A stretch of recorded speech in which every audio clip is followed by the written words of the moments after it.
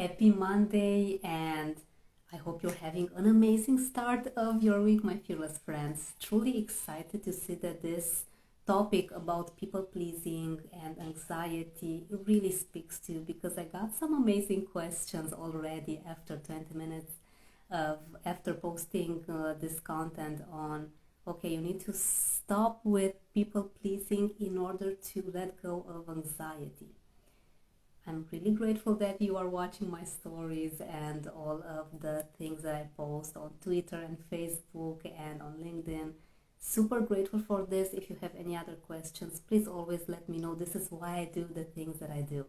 Now, coming back to anxiety, one of my favorite topics ever, because let me tell you, I used to be one of the most anxious people that you could ever meet. I would be afraid of everything and anything and everyone, and I would have this sensation that everyone is out there to get me, but I wasn't conscious about this feeling. And what truly happened after really deep, super deep work on my subconscious mind, on how I see myself, on what's really at the core of my personality and why I do the things that I do, I found that I had so much people pleasing that my mind would be okay unless I am truly liked and validated and fully into what other people consider as living a normal, best, great life. I don't value anything. I don't count as anything. So my people pleasing was way up high. The charts of my anxiety were over the roof, over the top. And what I started to do was to really be honest with myself and find those exact people and those exact circumstances that I truly wanted to be someone else, a chameleon to please other people. And it was mostly, yes, pleasing my family, pleasing my grandma, pleasing my parents, pleasing basically anyone but me. And I was in my early 20s when I had this awful panic attack and anxiety, and I felt that I just am not worthy of living unless I am making other people happy. Can you believe that? This is how intense it was for me. And I had no idea who I was. I used to be extremely concerned that if my actions are going to hurt other people, then I'm not worthy of anything. I just don't value anything.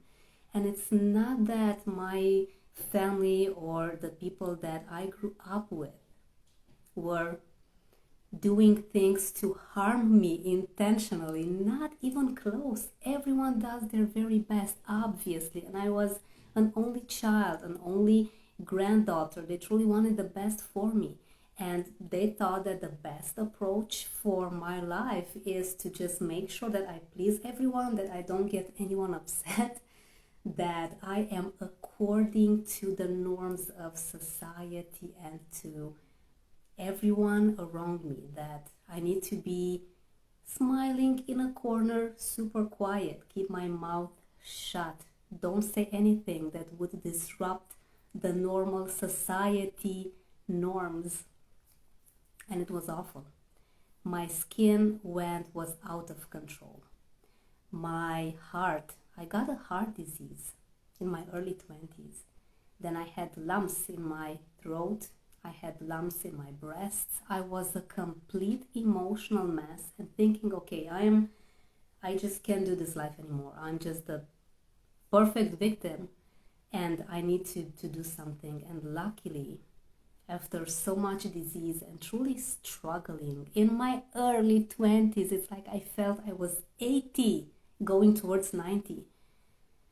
I said, okay, I need to do something because I was on heart pills, the same type of heart pills that my granny would take. And it was truly concerning. Hi, Raina. Thank you so much for being here. How are you doing? I hope you're having a great Monday. And I hope that you can resonate with this story of me and anxiety and people pleasing, because it's a tough one. And I think we are all mostly work in progress recovering from this, because it's not like you lived 20 something years in this people pleasing realm and just making sure that other people around you are happy. It's not like you can change it in a second.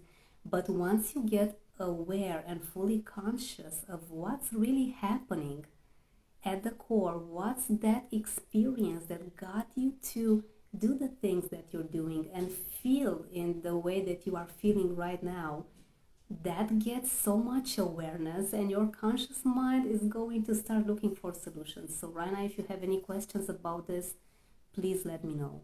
So I have got to say that I'm extremely thankful for my heart disease, because otherwise I would have still be in the position of being that perfect victim, because this is how I felt. I felt that I was not doing anything wrong, and I actually wasn't. I just thought that I can't change anything, that I can't change the circumstances of my life. I thought that this is me. Okay, I need to please everyone. I need to make sure that everyone around me is happy.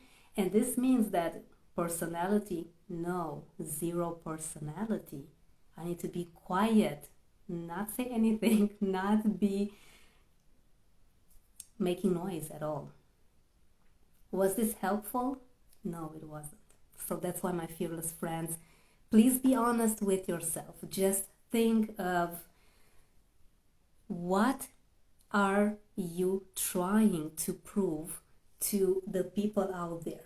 Who are you trying to please? Just ask yourself this question. Who am I trying to please? And I always say trying, and it's with inverted commas, because you cannot really please anyone that is out there. You can only please yourself. When you start thinking that you need to be according to someone else's needs and desires and expectations of you, that's when, my fearless friends, you are in for a lot of mental pain and struggle.